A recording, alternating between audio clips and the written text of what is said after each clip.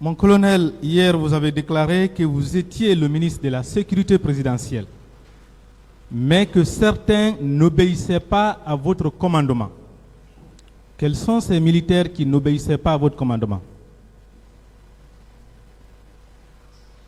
Non, moi j'ai bien dit hier ici, je dis il y a certains qui relevaient du président. Ceux qui relevaient de moi, j'ai dit déjà hier leur chose ici.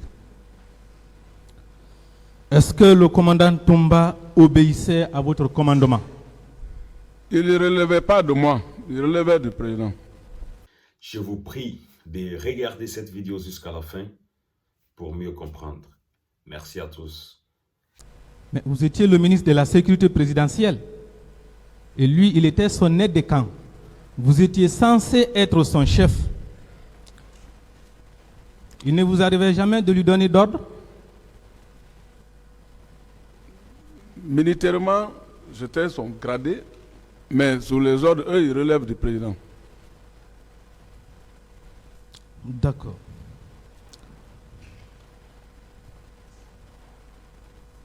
Est-ce que vous avez dit hier ici qu'il était l'enfant chéri du président? Vous réitérez ça?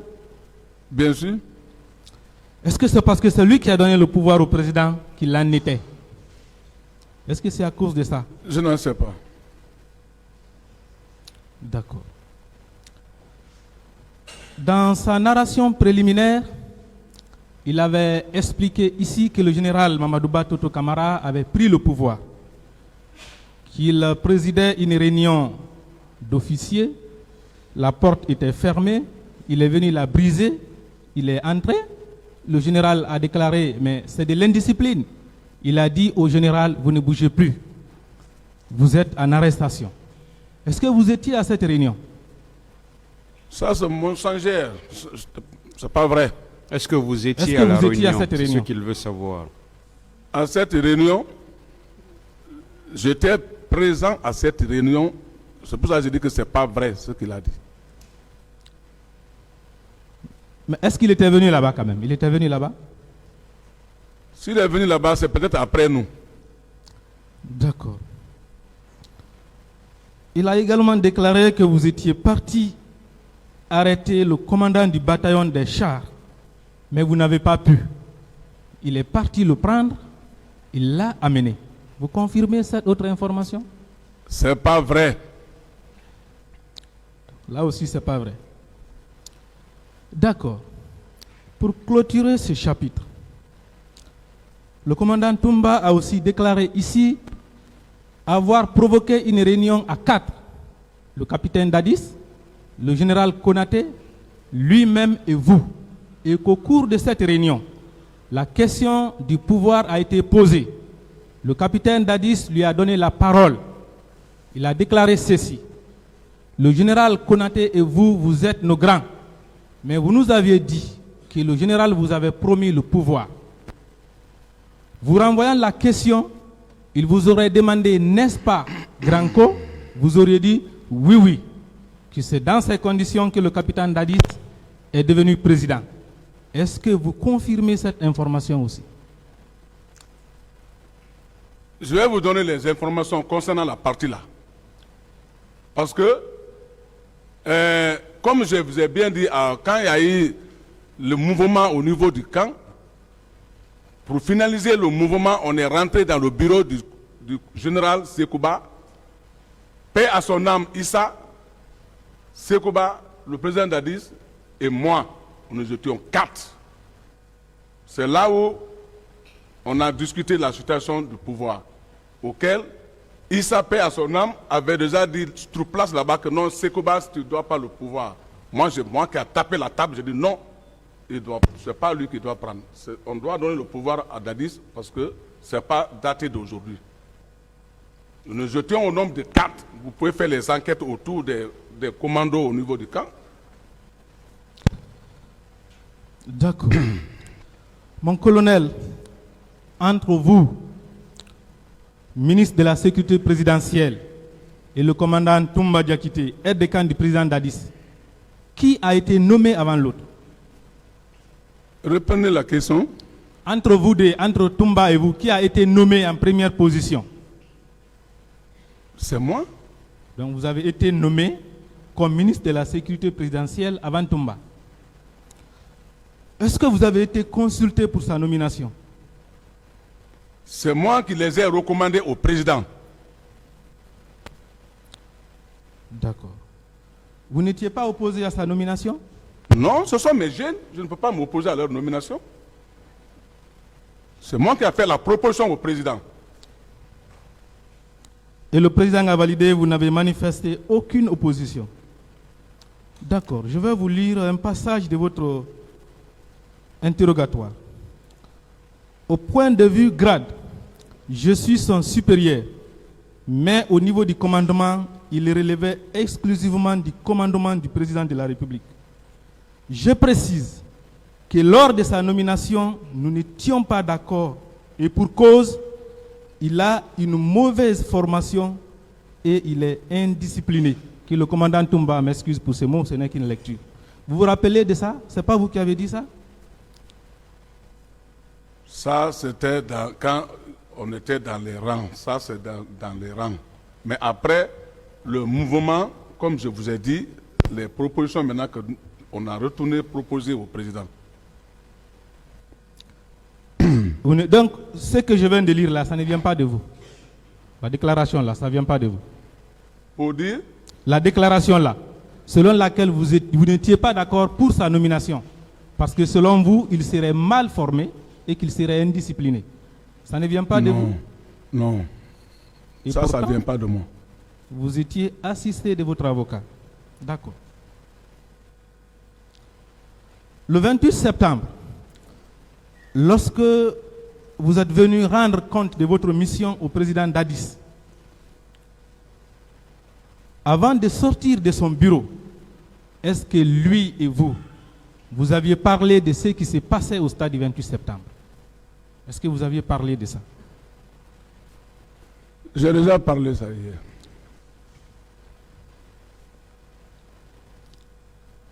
Le président vous avait informé qu'il y aurait déjà des violences au stade?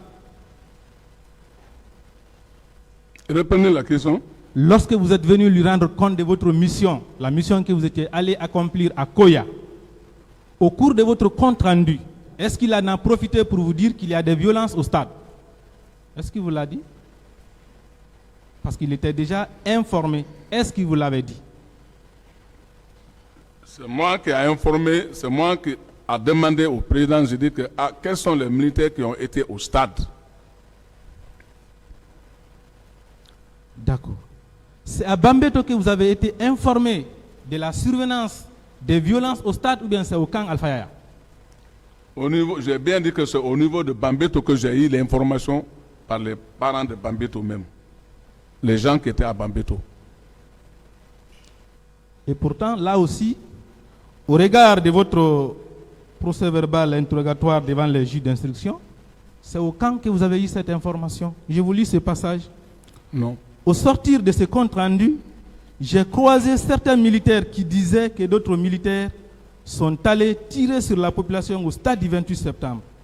Sur ce, je suis revenu sur mes pas pour demander au président de la République quels étaient ces groupes qui auraient mené une telle opération.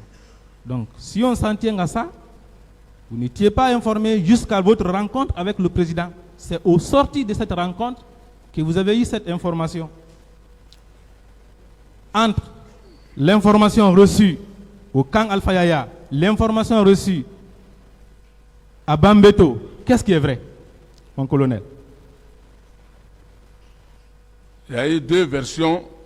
Ces deux versions, j'ai bien dit que c'est à partir de Bambeto, quand ils m'avaient informé à Bambeto que j'ai demandé de foncer au camp directement. Quand je suis parti au camp, directement je suis parti voir le président, j'ai dit quels sont les militaires qui sont allés faire le dégât au 28 septembre.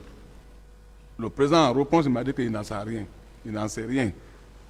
À la sortie, que les militaires murmuraient auxquels ils ont dit le nom de Toumba, Marcel, et que même les Tébro, ils sont là-bas avec les policiers. C'est comme ça que j'ai expliqué. D'accord. Mon colonel, ces militaires qui exprimaient leur mécontentement de ce que ces trois le colonel Thiegro, le commandant Toumba et Marcel Guilabogui sont allés faire au stade. Est-ce qu'on peut connaître leur nom? Non, mais dans les groupes militaires comme ça, tu peux pas, les gens parlent n'importe comment, quand tu ne peux pas retenir depuis combien d'années, tu ne peux pas retenir qui a dit ça, tu retiens les dits. Mais ce sont vos hommes, non? Ils les relevaient de vos unités, non? Ceux qui vous ont donné cette information. Bon, je ne peux pas les identifier maintenant. Mais ils les relevaient quand même de vos unités. Ils étaient du régiment là-bas. Est-ce que tous les militaires qui relevaient du régiment relevaient de vos unités, vous? Non. Ceux qui vous ont donné cette information, est-ce qu'ils relevaient de vos unités? Non, ils ne relevaient pas de mon unité, ils relèvent des autres unités, puisque nous, on n'était pas là-bas. Ils ne relevaient pas de vos unités. Voilà. D'accord. Là aussi, je vous fais lecture de vos déclarations devant les juges d'instruction. Je ne puisse vous le dire. Cependant, à mon arrivée au camp, les militaires de mes unités réagissaient en exprimant leur mécontentement face aux unités qui se sont rendues au stade. Ce sont eux qui ont parlé de Toumba, de Marcel, du colonel Thiegro et ses unités. Vous avez bien précisé que ce sont les militaires de vos unités.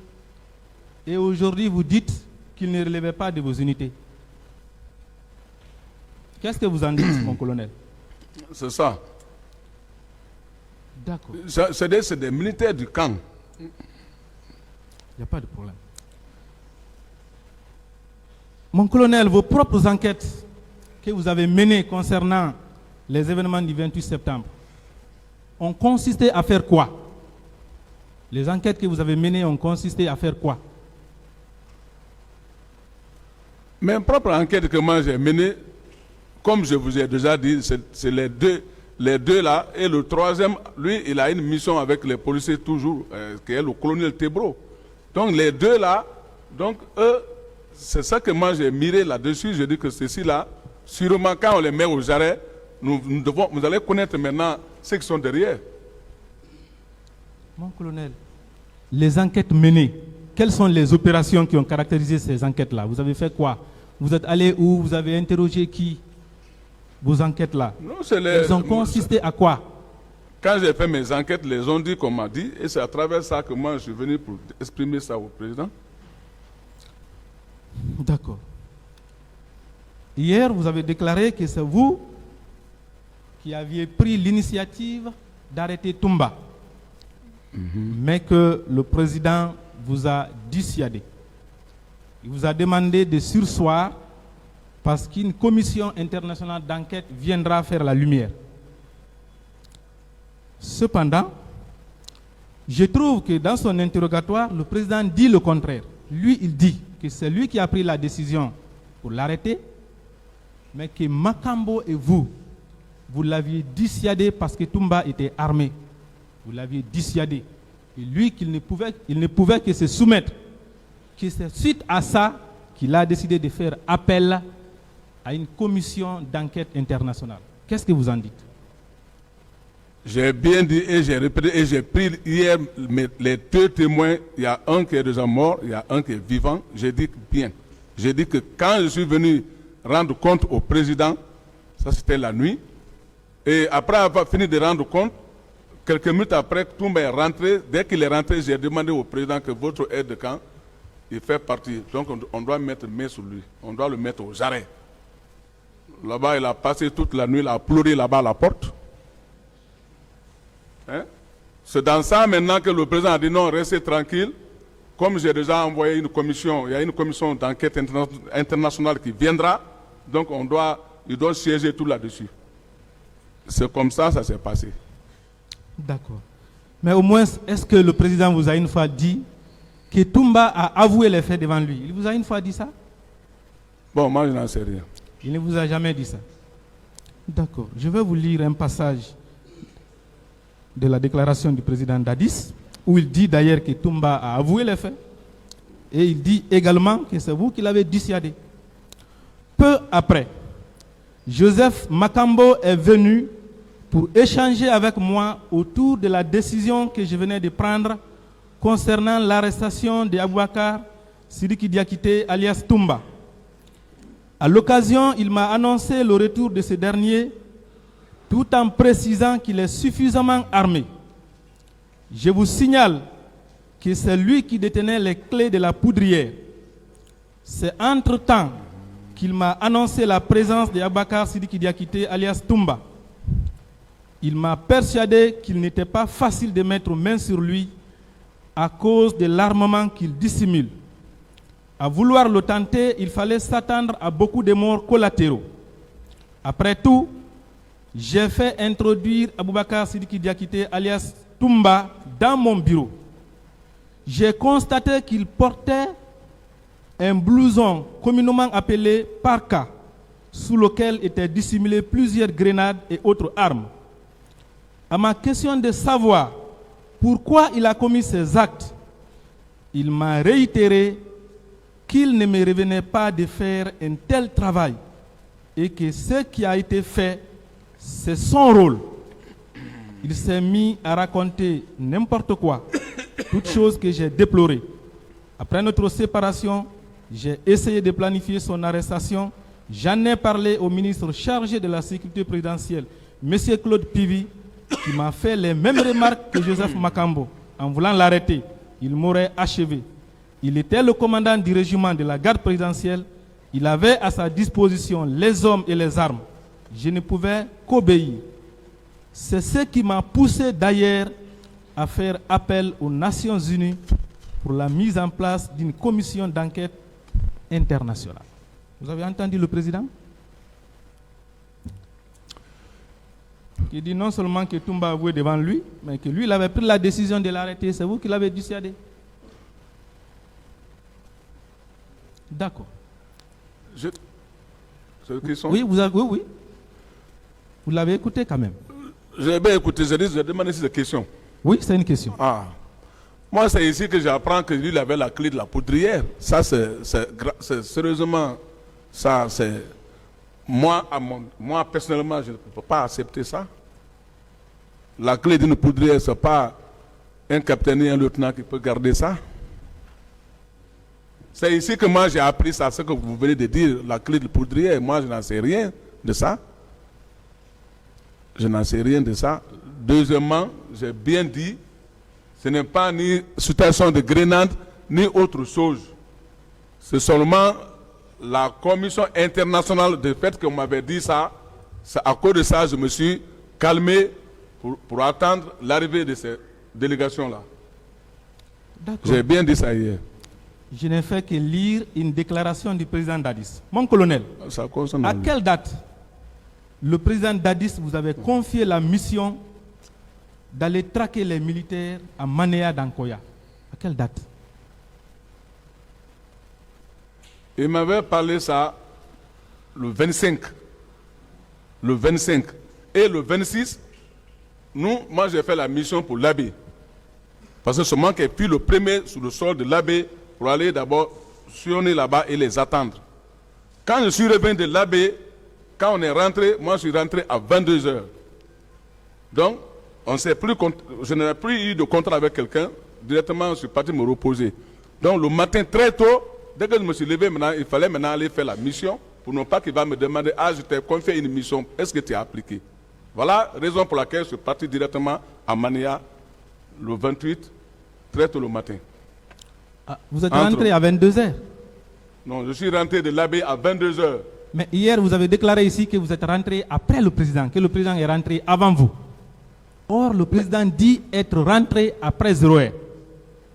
Vous vous dites être rentré à 22h après le président. Levez-moi l'équivoque, mon colonel. Non, eux, ils sont rentrés avant moi. Ils sont rentrés avant vous. Ouais. Et lui, il dit qu'il est rentré après 0h. Et vous, vous dites que vous êtes rentré à 22h. D'accord. Je vais vous lire sa déclaration. Malheureusement, mon départ a été un peu retardé à cause du fait qu'à la place de l'essence, mon véhicule a été carburé en gasoil. Il a fallu descendre le réservoir pour le nettoyer. C'est après 0 heure que nous sommes rentrés à Conakry. C'est le président Dadis qui parle ainsi, encore en contradiction avec vos propos. D'accord. Mais, mon colonel, une mission qu'on vous a confiée le 25, vous êtes allé à la baie. Ça veut dire que cette mission n'était pas urgente. Qu'est-ce qui vous a poussé à quitter à 6 heures déjà, selon vos déclarations, à 6 heures déjà, le camp Alpha Yaya, un jour si sensible, jour de manifestation, pour aller accomplir une mission non urgente à Koya? Qu'est-ce qui vous a poussé à le faire? Mais c'était une mission du chef de l'État. Il n'y avait rien devant moi, il n'y avait pas aucune manifestation, rien. Le matin du 28 septembre, il n'y avait rien. Est-ce que vous étiez réellement allé à Koya ce matin, mon colonel? Pourquoi pas? C'est là où j'ai été, entre Koya et Frigadi. Est-ce que vous avez un témoin? J'ai des témoins là-bas. À Koya là-bas? Bien sûr. D'accord. On peut les connaître? Ah, il y a des témoins là-bas. On peut connaître leur nom? Non, bon, mais la population, partout où moi je vais, la population est là. D'accord. Mon colonel, pour quel intérêt vous avez laissé l'autoroute pour passer par Kagbeleng, Ankoseng, Koza, venir faire le contour jusqu'à Bambeto pour rentrer au camp Alpha Yaya Diallo? Il y avait quel intérêt derrière ça? Ce contour.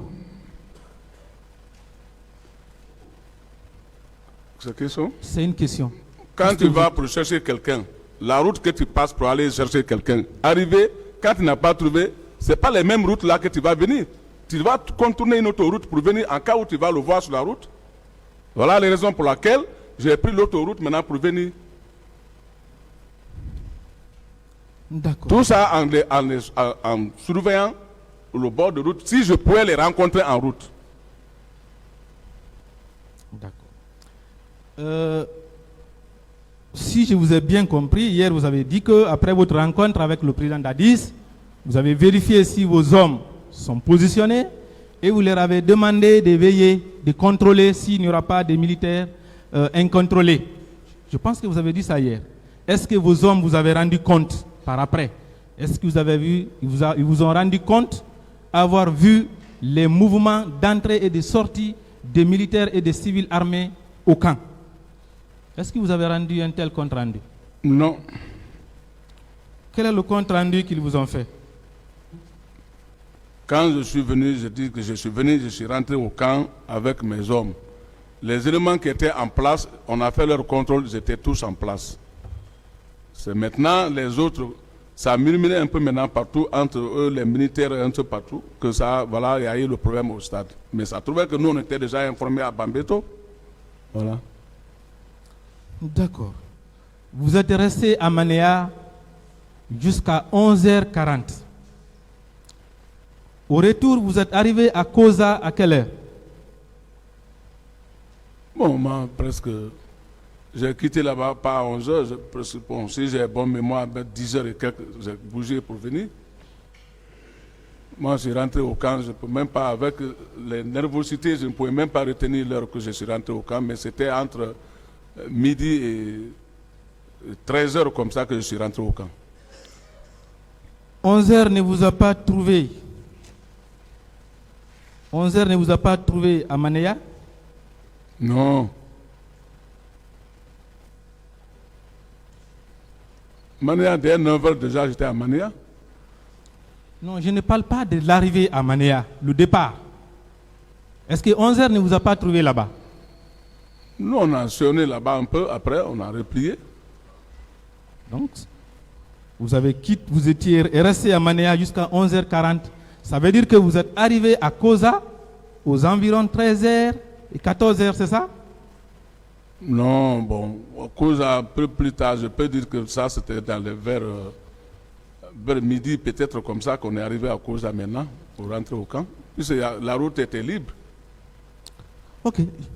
Je vais vous lire un passage par rapport à Manéa où vous dites le 28 9e mois 2009, très tôt dans la matinée, plus précisément à 6 heures, je me suis rendu à Manéa dans Koya à mission du président de la République pour traquer des militaires qui avaient détourné des véhicules de l'armée, autrement dit des pick-up. J'y suis resté jusqu'à 11h40. Est-ce que vous pouvez quitter à Manéa à 11h40 et arriver à Koza aux environs de midi, mon colonel? Est-ce que ça c'est possible? J'ai bien dit, je ne peux pas préciser l'heure. C'est pour ça que j'ai dit que je suis rentré au camp, peut-être à 13h comme ça, je suis rentré au camp. D'accord. Mon colonel, je vais vous lire un procès verbal de M. Diallo Djouma Bobo, victime de pillages et de vols à Koza. Il dit ceci. En effet, dans la soirée du 28 septembre 2009, aux environs de 14 heures, en voulant se rendre au stade, au niveau du rond-point de Koza, un groupe de militaires déshabillés seulement en culotte se sont dirigés vers nous pour nous empêcher le passage tout en nous jetant les cailloux. À notre tour de rendre la monnaie. Entre-temps, un second groupe armé se sont mis à tirer. Pris de peur, nous avons rebroussé chemin. Pour une seconde fois, nous avons tenté de progresser, mais en vain. C'est entre-temps que les pick-up remplis de bérets rouges ont quitté vers la tannerie pour Koza. Nous nous sommes dispersés tous. C'est en cette occasion que ces agents ont commencé à défoncer les boutiques et annexes. Personnellement, ma boutique fut complètement pillée. Aux environs de 16 heures, je me suis rendu sur les lieux où j'ai constaté personnellement les faits. Mon colonel, est-ce que vous avez participé à ce pillage? Je n'en sais rien. Vous n'en savez rien. D'accord. Mais est-ce que vous êtes venu sur les lieux après le pillage? Est-ce que vous êtes venu sur les lieux? Je n'en sais rien. Je ne connais pas. Comment je vais venir regarder là-bas? Je n'en sais rien. D'accord. Je vous lis sa réponse à la question de savoir s'il connaît ceux qui l'ont agressé. En toute franchise, je n'ai pas pu les identifier. À ce que je sache, ce sont les bérets rouges. Mais je vous précise qu'aux environs de 16h30 à 17h, Claude Pivy est venu avec ses éléments pour arrêter certains propriétaires de boutiques pour le camp. Mon colonel, ces boutiquiers que vous avez arrêtés pour les amener au camp, qu'est-ce que vous avez fait d'eux? C'est pas vrai. D'accord. Une autre, Madame Mariama Kesoba, déclare ceci. En effet, dans la matinée du 28 septembre 2009, dormant dans ma boutique avec ma jeune sœur, j'ai été déconseillé par certaines connaissances de ne pas ouvrir la boutique. Aux environs de 14 heures, contre toute attente, un premier groupe de personnes ayant sur leur tête un chiffon rouge, sans chemise, muni des flèches, est venu pour insulter grossièrement. Les jeunes du quartier ont riposté. Quelques instants après, les militaires sont sortis du camp avec leurs fusils en tirant pêle-mêle. C'est dans cette marée militaire que ma boutique a été pillée de tout son contenu. Qu'est-ce que vous savez de cette sortie des militaires du camp Alfaya Diallo? Parce que vous aviez déjà quitté Manéa, vous étiez déjà au camp. Qu'est-ce que vous savez de cette sortie des militaires? Je n'en sais rien. Vous n'en savez rien. Et ces civils armés de flèches sortis du camp Alfaya Diallo, après votre retour de Manéa, qu'est-ce que vous en savez? Je n'en sais rien. Et d'ailleurs, ces civils, au regard de leur description, ressemblent aux hommes décrits par le commandant Toumba Diakité chez le capitaine Gono Sangaré, à Dubreka. Vous ne savez rien de ces hommes, mon colonel? Je n'en sais rien. D'accord. Mais lorsque vous êtes au niveau de votre bureau, lorsqu'il y a les tirs sur la route de Prince vers Koza, est-ce qu'on peut entendre le bruit? Est-ce qu'on peut entendre le bruit? Entre le bureau et Koza? Oui, lorsqu'il y a les tirs vers Koza sur la route de Prince, quand on est au niveau de votre bureau, est-ce qu'on peut entendre le bruit? Bon, il y a certaines armes, on peut entendre le bruit. Ces jours, vous avez entendu le bruit? Non, moi, après ma mission, j'étais au lit. J'étais trop fatigué, j'étais au lit. Je n'ai pas dit que vous n'étiez pas au lit. J'ai demandé, est-ce que vous avez entendu le bruit? Non. Vous n'avez entendu aucun bruit. D'accord. Madame Kadiatou Diallo également donne des explications. C'est dans le même contexte.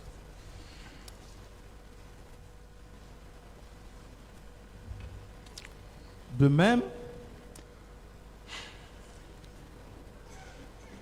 Monsieur Boubacar Diallo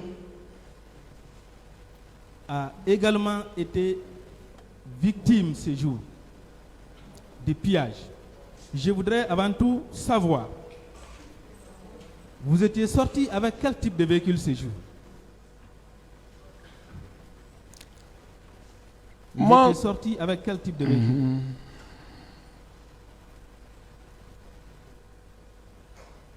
Oui. C'est une question? C'est une question, oui. J'ai bien dit que moi, j'avais que 2 pick-up. Plus ma voiture de commandement, ça fait 3 véhicules. C'est tout. C'est comme ça, moi, je sors. D'accord. Alors, M. Boubacar Diallo dit avoir été victime de vol et de pillage. Il n'était pas présent sur les lieux. Mais que les témoins lui ont dit que c'est vous qui êtes venu avec les militaires pour casser et tout prendre. Et que c'est dans votre pick-up que le premier voyage a été fait. Les premiers biens ont été emportés dans votre pick-up. Vous reconnaissez être sorti dans votre pick-up et les témoins disent également que c'est dans votre pick-up que les biens ont été emportés. Qu'est-ce que vous en dites, mon colonel? C'est pas vrai. Toujours c'est pas vrai. D'accord. Mon colonel, suivez attentivement Monsieur Diallo Mamadou Aliou, qui a également été victime. Ce qu'il dit: j'ai reçu un coup de téléphone par un ami m'informant qu'ils sont en train de gâter les boutiques à Koza. Immédiatement, j'ai pris le chemin pour venir vers mon magasin, mais j'ai été empêché par la présence des militaires bérets rouges. Mon ami Shérif Bari, qui avait forcé la situation, avait été arrêté par ces militaires pour le camp Alpha Yaya et le dépossédé de tout ce qu'il détenait sur lui, argent et téléphone. Pour sa libération, il a payé la somme d'1,5 milliard de francs guinéens. Je précise que mon ami Shérif Bari a été arrêté par les gendarmes sur ordre de M. Pivi pour être déposé au camp. Qu'est-ce que vous en dites? Je n'en sais rien. D'accord.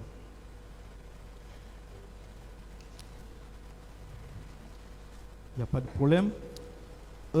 À part ces procès-verbaux dont je viens de vous faire lecture, et les procès-verbaux qui ont été lus hier, j'ai ici 52 autres procès-verbaux de pillage. Pillage perpétré dans les mêmes conditions par les bérets rouges à Koza, toujours aux environs de 14 heures. Or, c'est vous qui avez été vu à cet endroit. Mon colonel, qu'est-ce que vous savez de ces pillages et vols? Qu'est-ce que vous savez?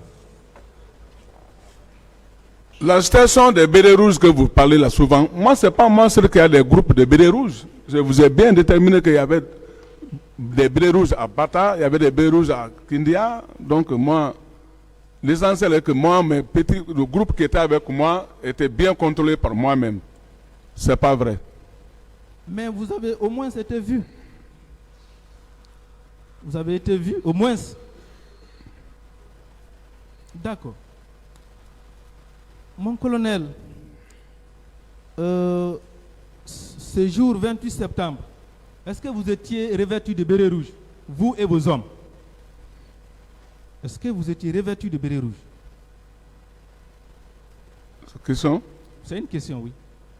Moi, depuis mon rentrée dans l'armée, on m'a doté de béret rouge. Je suis toujours un béret rouge, jusqu'à présent. D'accord. Or, les témoins affirment vous avoir vu à Amdalaï. Le commandant Toumba dit vous avoir vu à Amdalaï. Monsieur Mohamed Ba déclare que son fils a été fusillé par un béret rouge. Ce groupe de bérets rouges, puissamment armé, est-ce qu'il a été conduit par vous? Est-ce que c'est vous qui avez tiré sur ces jeunes? C'est pas moi, ni mon groupe. D'accord. Et jusqu'à présent, les parents n'ont pas retrouvé le corps. Ils l'avaient retrouvé à l'hôpital. Donc, on leur a dit non, il faut attendre que le corps soit enregistré et de revenir le lendemain. Le lendemain, ils sont venus jusqu'au niveau des rails, tout près de l'hôpital Donka. C'est là où ils ont été chassés par les bérets rouges, chassés même et frappés par les bérets rouges. Or, plusieurs témoins disent que vous étiez venus aux environs là-bas avec les bérets rouges. Qu'est-ce que vous savez de cette situation? Même hier, j'ai bien dit, j'ai dit que moi, je n'ai jamais braqué l'arme sur un Guinéen, ni tiré sur un Guinéen. Si je suis au front, là, je peux prendre l'arme au front, mais en Guinée, je n'ai jamais braqué l'arme sur personne ici en Guinée. Vous pouvez demander les Guinéens, ceux qui me connaissent bien. Donc, ce n'était pas moi, ce n'est pas vrai. D'accord. Je vous lis un bref passage de M. Sidibé Ousmane qui explique comment il a été séquestré au camp Alfaya par le colonel Thiegro.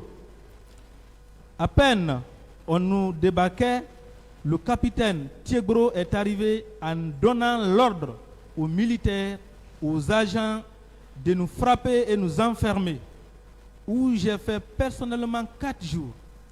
Lorsqu'on a fini de manger, le 4e jour, un militaire m'a chargé d'aller déposer le bol.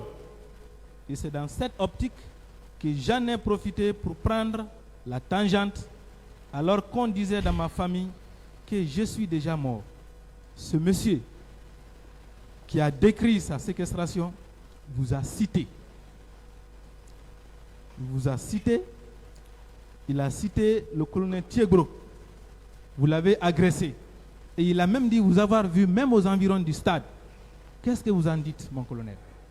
C'est pas vrai. D'accord. Alors, mon colonel, monsieur Yacouba Bari, a déclaré au juge d'instruction que le 28 septembre 2009, après 0 heure, sur ordre du président Dadis et du ministre de la Santé, le colonel Chérif Diaby, il a vu les personnes être embarquées à partir de votre prison au camp Alfaya. La nuit tard. Qu'est-ce que vous en dites? C'est pas vrai.